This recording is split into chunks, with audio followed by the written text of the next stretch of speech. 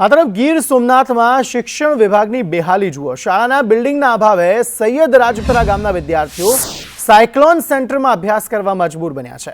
સરકારે ધોરણ 9 અને 10ની અહીં મંજૂરી તો આપી દીધી, પરંતુ ભણવા માટે ઇમારત જ નથી।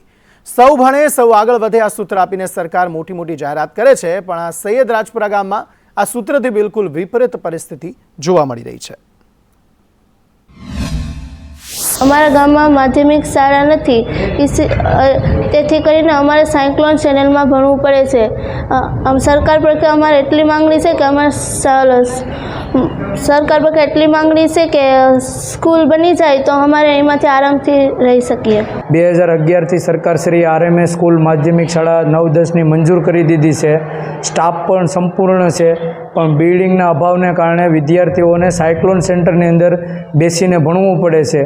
તો સરકારશ્રીને મારી વિનંતી છે કે વહેલી તકે માધ્યમિક શાળા આરએમએસ સ્કૂલ મંજૂર કરવામાં આવે, તો જેથી કરીને વિદ્યાર્થીઓને અલગ અલગ સુવિધાઓ મળે। લેબની છે, લાઇબ્રેરીની છે, અને વિદ્યાર્થીઓને જે શિક્ષણ બાબતની સુવિધાઓ તો પોતાના બિલ્ડિંગમાં જ મળે।